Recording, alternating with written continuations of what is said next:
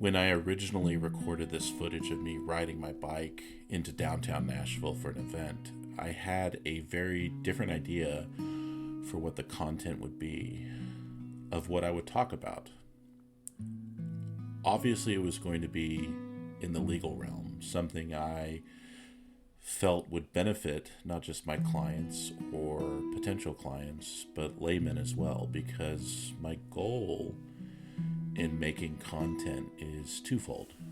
It is to inform, but it is also for me to condense my ideas and thoughts. Hopefully people see value in my content, for I do.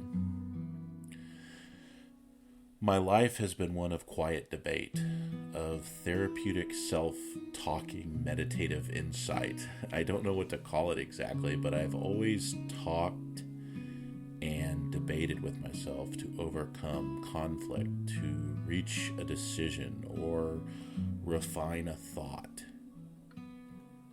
And this has always been my avenue to prayer. I include God in these conversations. Prayer is the unveiling of the mind before God. Thomas Aquinas teaches us that prayer is an act of reason. As we become more humble, we recognize more profoundly our need to pray, and humility is a virtue of acknowledging the truth about reality.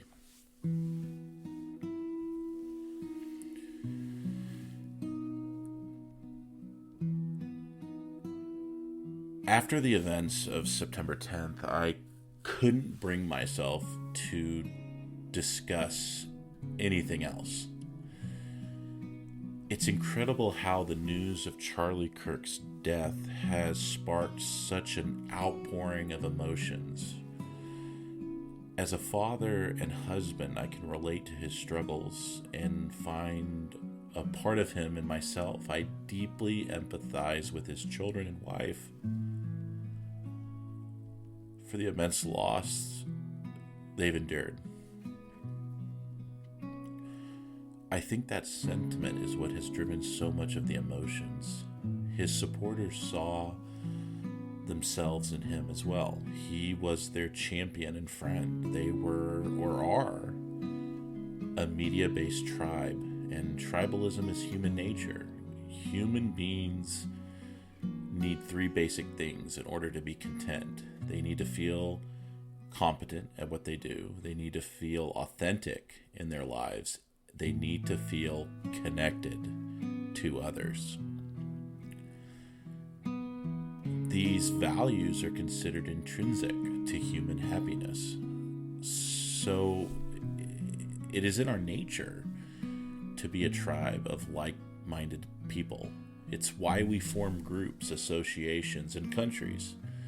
And this experimental tribe of ours, which is coming up on 250 years, started on the idea that all men are created equal, that they are endowed by their Creator with certain unalienable rights, that among them are life, liberty, and the pursuit of happiness. That is what we should all champion and agree with as Americans, but it feels as if we're in some cold civil war barreling towards some 1984 future where every record has been destroyed or falsified, every book has been rewritten, every picture has been repainted, every statue, street, and building has been renamed, every date has been altered, and the process is continuing day by day, minute by minute. History has stopped. Nothing exists except an endless present in which the party is always right. We blame the other side. The left is violent. The right is violent. It's us against them. Let's generalize and dehumanize and group all who we are not fully with us as fully against us. Every individual has the right to live a life free from arbitrary violence or oppression and to exercise all their constitutional rights, including speech, assembly, due process, privacy, belief, and voting without interference. This should not be a controversial idea. This is the core of our American identity, but I understand how it has been warped. Let's look at the Gadsden flag as an example. Designed in 1775 by Continental Congress delegate Christopher Gadsden, it was intended as a symbol of the colony's resolve to defend their liberties against British oppression. It features a coiled yellow rattlesnake on a bright yellow field with the motto, "Don't tread on me," displayed beneath the snake. As someone who flirts with libertarian ideologies, the Gadsden flag has been a constant presence in my ideological journey. It represents limited government, personal freedom, and protest against tyranny. It has since been adopted by certain people that desire treading on certain people, not seeing the irony of celebrating tyranny by waving a flag historically against it. I have since modified my version of the Gadsden flag, which I call Nova Americana, to change the motto from "Don't tread on me" to "Don't tread on anyone." It should not just be about protecting your rights and the rights of those close to you. We should, as Americans, stand up for everyone's rights. For if we do not stand up for all, who will stand up for us?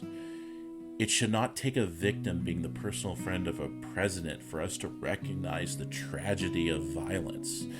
It is a disgrace when we feel our rights are more important than another. Your ability to exercise your rights stops the moment it interferes with someone else's ability to exercise their rights. We live in a society and we should try to be respectful of one another.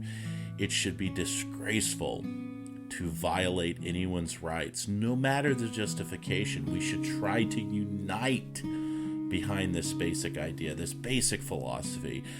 That is what should hold us together as Americans. Whether you're advocating for free speech on a college campus, or you're just a kid trying to go to school, or you're an elected official gunned down in your home, or a governor, or a presidential candidate, everyone should be entitled to live their lives free from arbitrary violence in pursuit of their own happiness. To paraphrase Robert F. Kennedy, what we need now is not division, hatred, violence, or lawlessness, but love, wisdom, and compassion toward one another. I always say I am a minority of one, and individual rights are important, but can we also be a tribe of 342 million? Maybe this is not how we are, but couldn't it be what we strive for? This Nova Americana. I will end with this prayer. My Lord God, I have no idea where I'm going. I do not see the road ahead of me. I cannot know for certain where it'll end, nor do I really know myself. And the fact that I think I am following your will does not mean I am actually doing so. But I believe that the desire to please you does in fact please you. And I hope I have the desire in all that I am doing. I hope that I will never do anything apart from that desire. And I know that if I do this, you will lead me by the right road, though I may know nothing about it.